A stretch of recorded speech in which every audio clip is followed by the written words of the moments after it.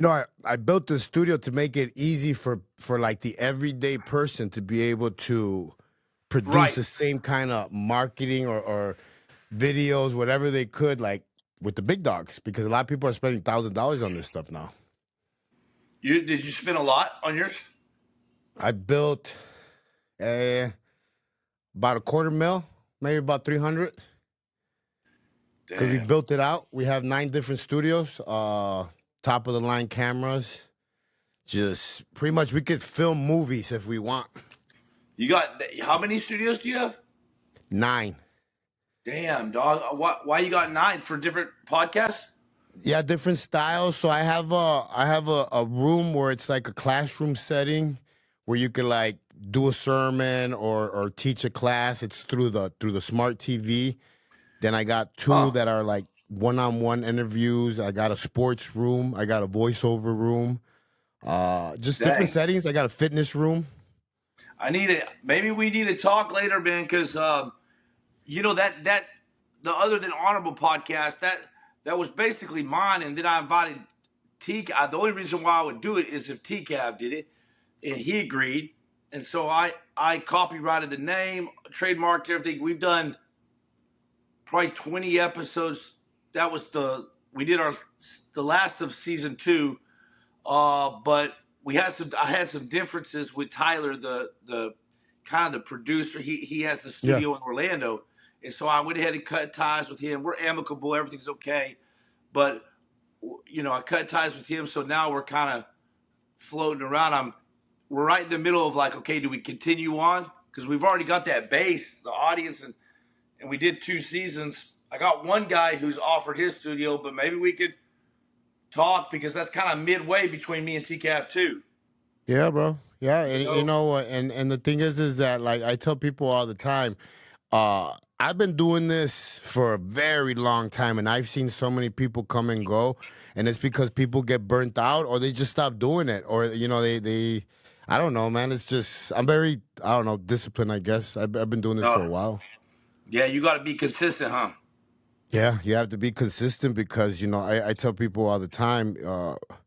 It it it it took me doing it every day during COVID for my channel to really blow up because Wow. people were bored, they were watching it. Right. Um, but after COVID, when people stopped watching, I had to still keep going because Right. if not, the channel was gonna die. It's a commitment. And It's a commitment. how me and TCAP were doing it. We were flying and meeting in Orlando once every 2 months and shooting 10 podcasts in 2 days. Yep. Eh, and you know what I'm building an Airbnb downstairs, so if you fly in and you want to stay here at the studio and work all day, you'll be able to do that. Dude, that's really cool, man. I'm a hustler, dude. I whatever way I'm gonna make 50 cents out of 10 cents, man. Hey, dude, you have to, bro. That's my that's my ideology too, man. Is how I roll, from the ground up, because I've had to start over. I'm sure as you, and you know what it's like to completely start over without much help. But God makes a way where there's no way, and lifts us out of the deepest, darkest pits. And Yep. that's the story of my life. So we're right in the middle of trying to figure out if we want to continue the podcast. It's not my like favorite thing to do. I don't have like this burning desire to do the Yeah, yeah, yeah. podcast, but it's interesting. It's a whole different world. It kind of adds some flavor. You know. But you know why you're probably not interested in it? Because you already have your own you have your own style already down packed. You have your Yeah, dude. it's a different realm, but it's a realm that you should open up even on a personal level because there's over 200 I think it was 2 million podcasters in the US right now.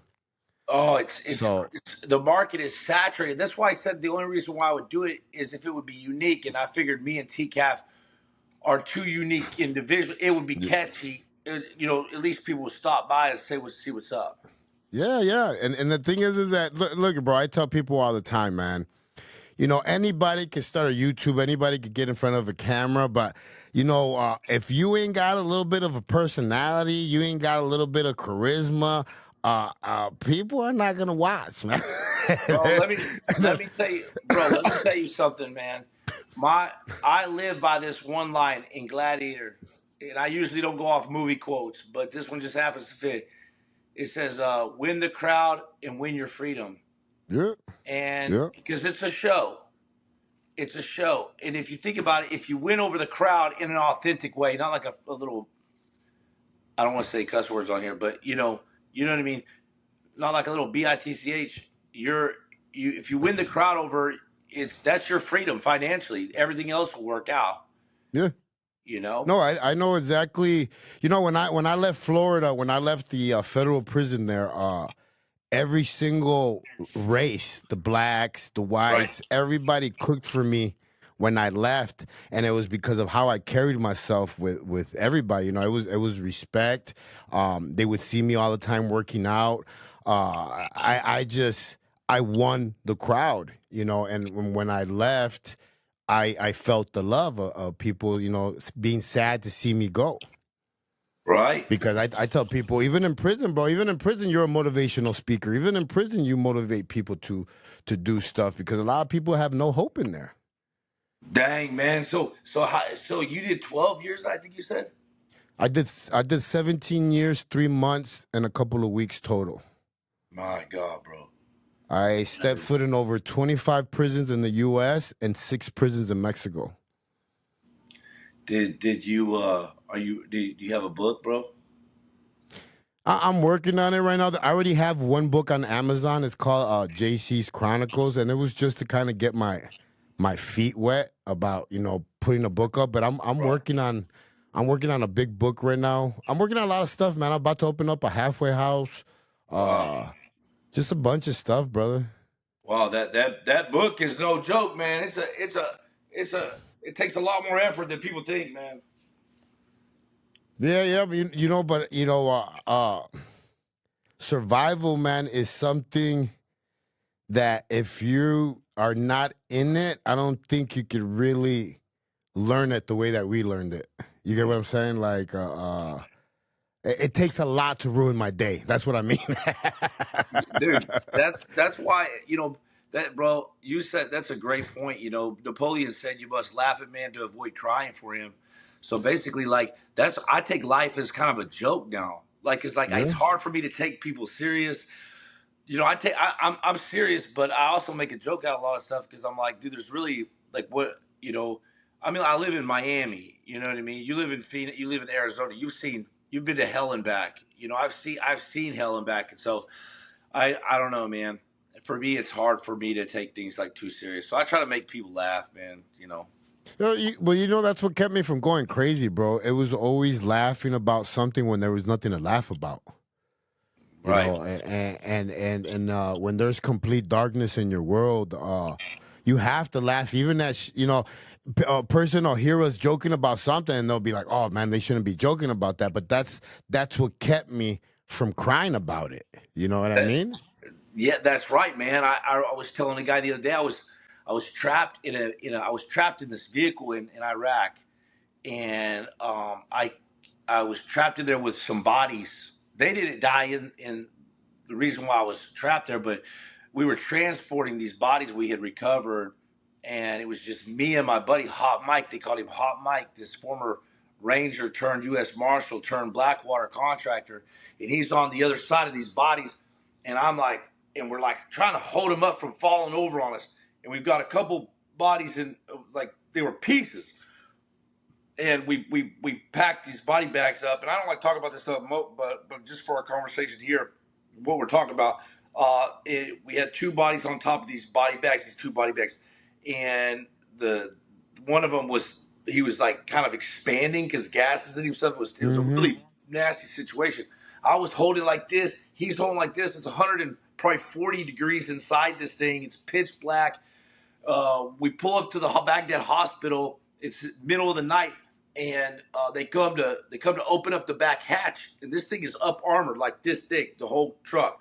No way to get out except for the back, and we become trapped in there. They can't get it open, and then do like Murphy's Law. When I go down, it's like a movie. I grabbed the latch to open up the door, and it stuck, and so I kicked it, and when I kicked it, the handle just came off. It's like a $200,000 door, probably. It just came off, and so me and my buddy are stuck back there. Long story short, we're stuck there maybe an hour with these bodies and just like an oven in there, and we just started laughing, like you're saying, and we just started joking back and forth, and you either do that or you just go insane, you know? Yeah, and that's what you gotta do, man. People don't Yeah. realize that. Moments like that, dog. Like I was telling T Cat, like we've both been the battle. It's just been different wars. You know what I mean? It's still trauma. Still, someone was telling me the other day, "Oh, did you get over your PTSD?" I said, "I don't think you ever get over it." You know, I'm aware of my surroundings at all times. I don't think that I would want to turn that off. To tell you the truth, You do you you have know. a do you have I think your story's more interesting than mine, man. Let me interview you, bro. but I'm like Nah, nah, nah, you man. I'm so interested in your story. Do you have because I did I literally did 4 days in the feds because they were transferring me through 4 days, 4 days. And then I went on house arrest for a year and a half. But that's my story in the feds is, I was in the pod right next to Tiger King. He was in there. Uh-huh. You know the Tiger King Netflix. Yeah, yeah. He was in there, and I did 4 days there, man. And that 4 days, man, it just wrecked my shop. Like the chains and the keys and the counts and the flashlight on your face, like all night long. And I was like, dude, how do you live in this nightmare? And so how did you was it like that all the time for you for those all those years, the counts and the keys? How do you get over that? You know what? To tell you the truth, bro, and it's not to like make it okay or anything, but like everything that happened to me as a kid, you know, being tortured, being locked in that room, being drowned in water, Oh, even the rape, man, like it all got me ready. And like when I went to prison, man, a lot of that stuff didn't affect me no more because I don't know, man. I almost felt like safe inside prison, man, because I had true. lived in chaos for so many years, you know, murders, shootings, all that stuff. And once I reached prison, it was almost like a safe haven for me. Um,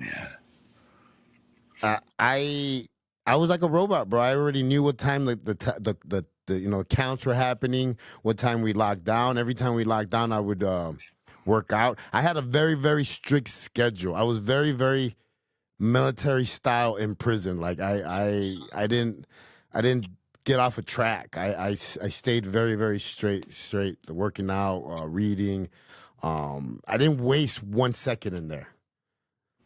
Bro, I think that's a commonality and trait that I see in every super successful, highly functioning, intelligent human being is that high strict discipline and consistency, like you, like TCAV, like myself.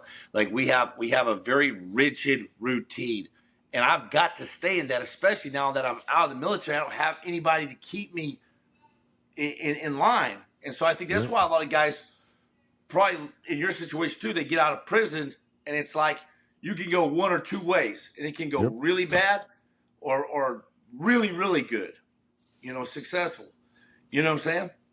That's what I was telling T Cat. Like we still need the fellowship, man. Like we need to be around other dudes that understand us, that we could fellowship, you know, lift weights, stuff like that. I'm trying to convince him to move here to Phoenix because he's thinking about it.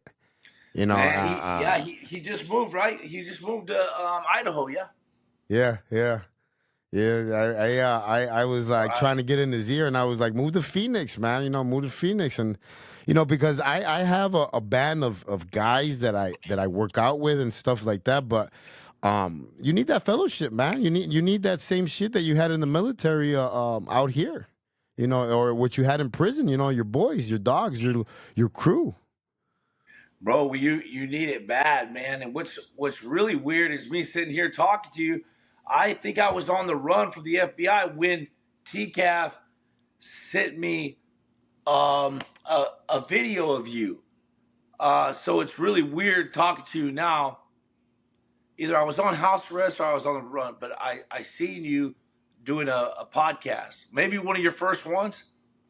It was roll call with Chappie's. He told me that he sent it out after he watched it because he was in the barricades, and it's one of the videos that God has really used to like share my story. It's been watched over like I don't know how many times, man. Like Dang, it's crazy. dang, man, that's badass. Yeah, and I saw that and I was like, oh, this dude's man. This he goes, you got to see this guy. You got to hear his story. And so when you're on the run, or whatever you're doing, you're like whatever, man. But I watched some of it and I was like, yeah, he's right. That's a powerful testimony, bro. And now It was my childhood dream to go to the military. I was telling T Cat, I was always very very patriotic. I don't know why. I don't know who even told me about it, but that's how I was as a kid. And I wanted to go to the Marines so bad. And the day that I went out to San Diego to go work out with him and hang out with him and everything, um, it was almost like a God giving me back that day, that moment, that feeling. dang, Because at the end of our workout, T Cat was like, "Man, you would have made a really good Marine, man." And right. I'm like, "Man, dog, you don't know what you just did for me right now in that moment." Well, there's a rites of passage to to to be where we are right now, and that rites of passage has to be with some brotherhood or tribe or a situation like you were in, where you're about around your real homies for long periods of times, grinding it out. So I can so there's a lot of similarities in prison, SEALs, Marines. It's all just a group of guys that are forced to be together for long periods of times. Like my deployments felt like pretty much as close to probably being in prison as you can on a big ass ship with 3,000 Marines. And all you do is stand in line all day and get chow. Um, but man, you did hard time, man. It's really impressive. I did Lucky Sun Tzu. You know Lucky Sun Tzu? Yep. Yeah. Lucky Sun Tzu's podcast in California, and he told me something crazy I never even thought about. He said, when he was young, it was an honor to go to prison. It was Yeah. like he said, you know how you wanted to go to the SEALs, Jimmy? He goes, that's how he looked at going to prison as a kid because his older brothers were in there, cousins, and so it was like a rites of passage to go through there. Yeah. So I can see why it's like why a lot of young men out there, maybe without dads and stuff, they end up going that route because it's like Yeah. it's kind of a badge of honor, right? Am I wrong? Maybe I'm wrong about that. Maybe Oh I'm no, saying it is. And the thing is, like right now, my stepson just left to Japan. He went into the Marines, yeah, and my real son, he wants to sign up to the Marines. He's in Florida. That's where he lives in Florida. My son. He wants to leave, and I told him, dude, I'm all for that. I would love for you to go to the military. dude, I hate it when I get a lot of people, I get a lot of parents sometimes on my channel. They say, hey, should I discourage my son or daughter to go to the military? And I do one of my freaking things that really gets me is when parents discourage their kid from going to the military, because they may go to war and die. Well, your kid may get hit on the street walking across the street in Yeah, college, or may end up homeless crackhead, because you got to kill off. I always say you got to kill off years. When you, as a 20-year-old man, I was so wild that if I didn't have the Marine Corps, I was one of those stories where literally the juvenile judge was like, "You can go to the Marines. I can't tell you to, or we're going to charge you with this, whatever I was going through." You know what I mean? They couldn't yeah, force me, but they were saying this is what's going to happen. So I went to the Marine at 17, barely 17.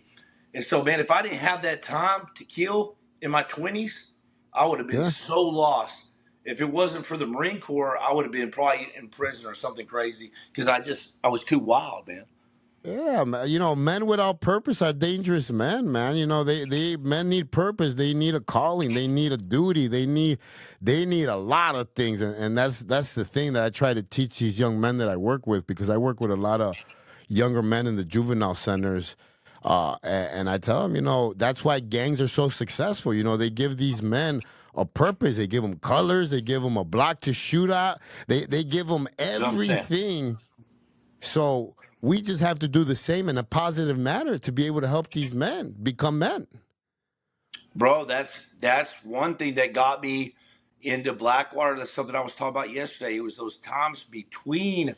It was those times between me dropping out, or my mom and dad taking me out of school at 13 to the Marines. It was the time between the Marines to Blackwater. It was the time between Blackwater to the SEALs. It was the time between the SEALs to being a CEO of John McAfee's company. It was Yeah. those times were the most profound in my life. So it's the valleys and the low, dark times were what makes you a real man.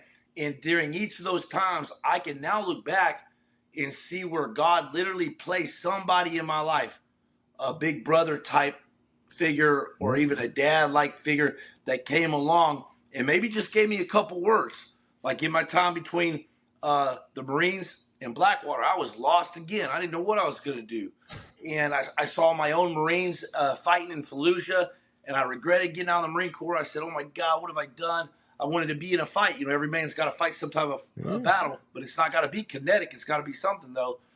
And so I'm in between the Marines and Blackwater. I don't know what I'm going to do. I've never even heard of Blackwater. And so I go to the MEP station again, the military MEP station. I take my ASVAB again for the SEALs this time, and I fail because I didn't have any formal education or nothing, bro. Had nothing.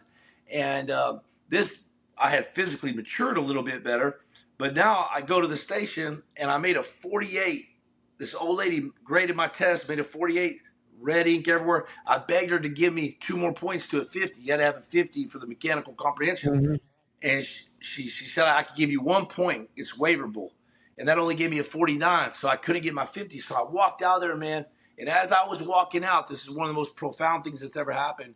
There was a big jack dude. He had a green beret. He had medals on his chest, wings. He was a green beret. And he was standing there. I don't know what he was doing there, maybe a recruiter or something. But as I was walking by, he grabbed me on my arm like this. And I kind of pulled away, and he pulled me close. He said, hey, bro. And I said, what, man? I was pissed off, man, because I didn't know what I was going to do. He goes, yo, he goes, check it out. And I said, what? He said, today's not your day. He said, but tomorrow might be. But maybe tomorrow is. Ooh. And I said, what do you mean? I said, what do you mean, man? He said, today you can't get into SEALs. He said, but you never know what's tomorrow. So keep your head up, man. Keep your chin up. Yeah. He says, do you ever heard about Blackwater? I said, no. He goes, go put in your paperwork for Blackwater.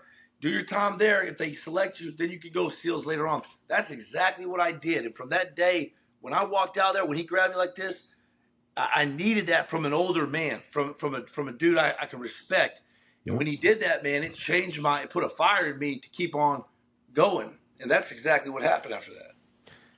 You know, I think that's the biggest thing, that when you connect with someone that I guess you want to be like, or you look like, or you know, you're in the same lane. Yeah, um right. because that's what happens when I go to these juvenile prisons and stuff like that, especially when I take my shirt off and they see all my gang tattoos.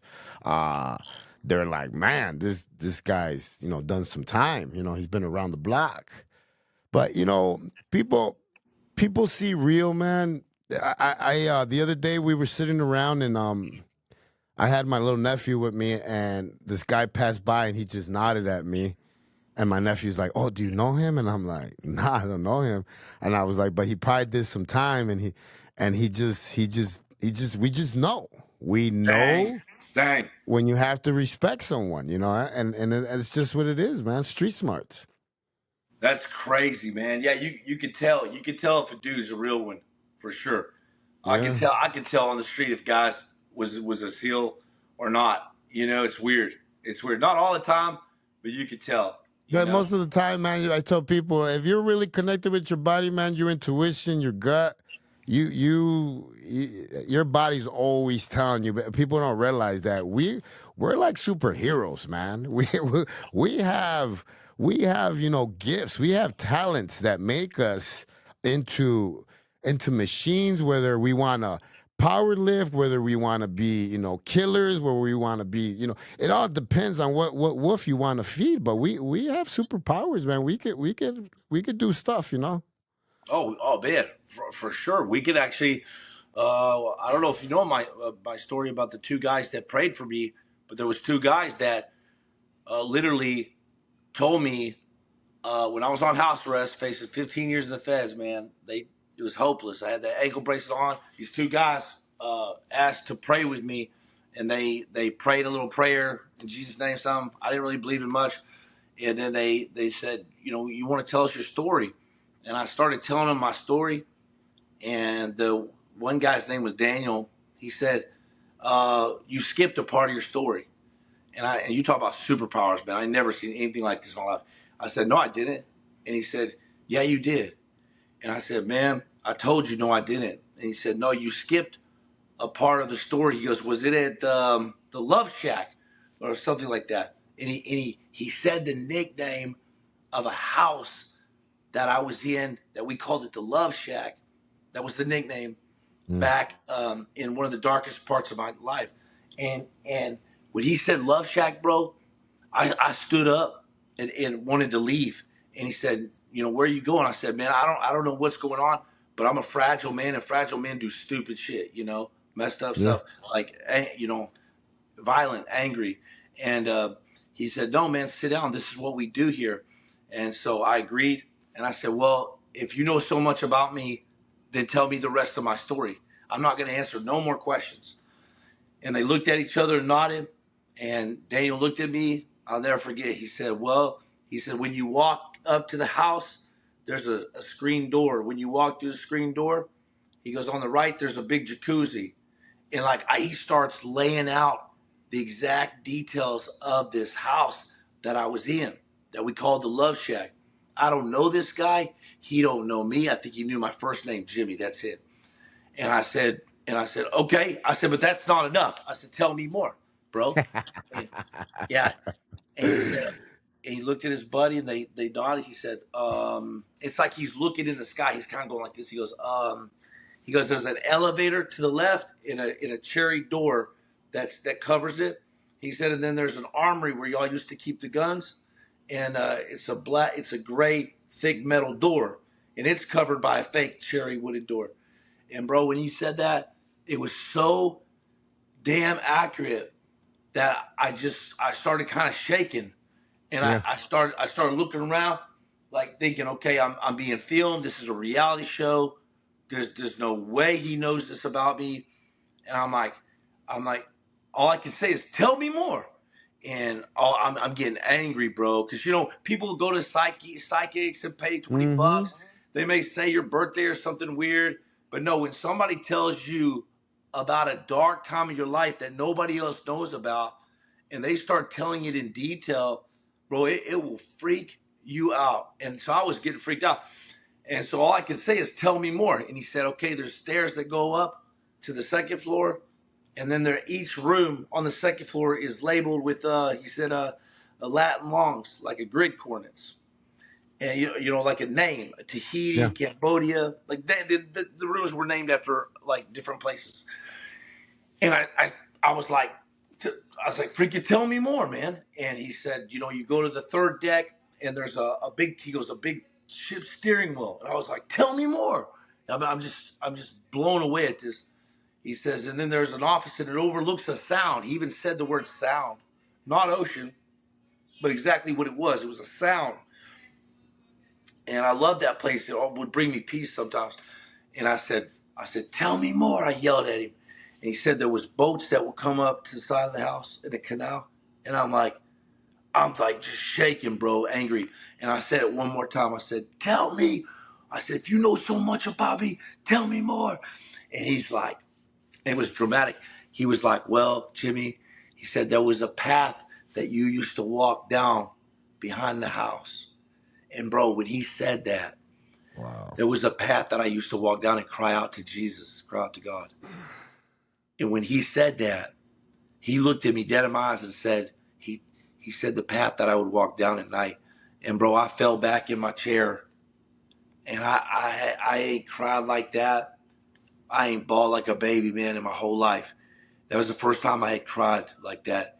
Dude, I'm talking like, like embarrassing stuff, like, Mm-hmm. like it took my life, it took my wind out, and I cried and cried, bro, snot going everywhere, and they said it's gonna be okay, Jimmy. You're and Jesus is telling us that your case is gonna be dismissed, and there's a checkerboard, and he sees pieces moving, and you've just been being, and maybe this is something for your viewers right now. God will move us like a checkerboard, and you think the enemy's closing in and your life's over, but he's just moving these pieces, and it seems like it's over at times.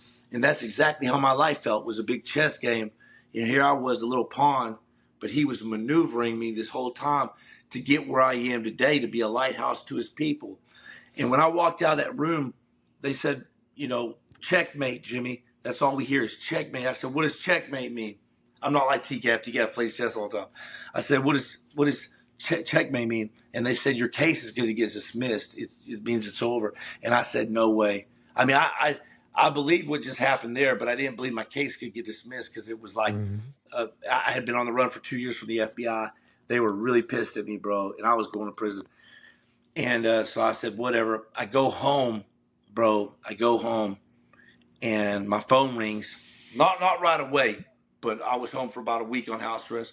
Everybody kept telling me, well, what about your case? I said, I don't know. I'm done. I don't care anymore. I'm serving God for the rest of my life. I was sold, man. And my phone rings, and it's my lawyer, Arnold Spencer, in Dallas, Texas. I'm still on house arrest. He goes, Jimmy. He goes, checkmate. And I said, well, what did you say? And he said, checkmate. And I said, what does that mean? And he goes, haven't you ever played chess, Jimmy? Said, he goes, forget that. He goes, I hope you're sitting down, because your case is getting dismissed, man.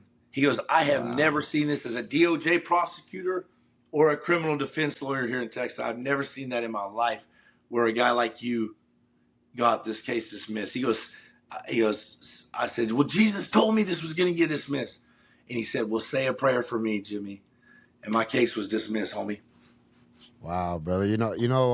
With that comes huge responsibility. I always tell people, you can't take that lightly. Uh, People sometimes think that it's us. I did a couple times, cases where I got dismissed, and it was all God, but I thought it was me. Yeah, And yeah, right. it's just you have a huge responsibility now, and I applaud you, man, for I tell people it takes balls to get on your knees and like really have faith and say, okay, I need something else. This world's not enough for me. Like something's got to be wrong, and most people see it as weakness. I see it as strength. When a man asks for help, I think that's the ultimate strong man right there, asking for help, because if you give us the tools, we could go to war. You can't send me to war without a rifle. You can't send me to war. You got to give me the tools, man, and then I'll And you got fight to all get day to for it. you. You know, but Right. man, bro, we got to figure out how we could do this in person, man. I don't want to keep you too long. Uh, we gotta get one where all three of us are in here in the studio, man. We'll plan it or something. We got to do when we start up our podcast for season 3. We got to get you on, dog. Too. That would be a great way for all of us to talk too. But yeah, I agree. We got to get all together and do this, man. T Calf speaks the world of you, bro. he's he's a good dude, man. I love him. He's like family now because he checks up on me a lot. So I always say, when people check up on you, they must really care about you, man, Really because care. Yeah. Right. he doesn't skip a beat, and the thing is, like, it makes me see things, man, because now that I'm friends with like you Navy SEAL guys, cops, Yeah. Yeah. Yeah. governors, Yeah. all kinds of different people, I'm like, man, not too bad for a kid off the street, huh? Straight, dude. Straight. That's how I feel too. I'm so humbled, man, by some of my our friendship, bro. It's just great to connect and meet dudes that have really been through it. You know what I mean? Nah, man. No, I believe that we got some things in the planning, man. I feel it in my heart, and I don't know, man. I don't want to wish the time away. I want to get work done, and I want to be able to share what we need to share. Well, something you said that's real powerful that I'm gonna really meditate on as I leave this podcast with you is, you know, the responsibility part. Yeah. You know, when God brings us out of a situation, it's not really for us. Yeah, Mhm. it's great and all, but it's so you take that torch and go light other people's torches, man. Yep. You It's know? it's for a way bigger cause, and that's what I had to find out the hard way is when you become selfless, that's when everything starts to fall into place. That's when the programs, that's when the studios, that's when everything gets built is when you become selfless. Dang, bro. So true, man. Well, it's a freaking honor to meet you, big dog. It was an honor to do this, man. Like I said, let's get together soon. Do you mind if I close out with a prayer real quick? Well, please, man. Yeah. All right, let's go. Father God, thank you for this moment. Thank you for Jimmy. Thank you for his family. Thank you for everything that you're doing in his life. I just want to ask you to protect him and his family from everybody out there. Anything evil, Lord, that you protect them because any weapon formed against us will not exist because we believe in you, Lord. You are the one, the Alpha, the Omega, the first, the last, Lord. And I just want you to keep giving us the strength, that discipline, and that consistency, Lord. In Jesus' name, amen. In Jesus' name, amen. All right, Jimmy, bro. I love you, bro. You got Love you. a new family member here in Phoenix, Arizona. So whenever you're down, whatever, I'm here, dog. Save my number, lock me in. Love you too, big dog. It's been great, man. Love this, dog.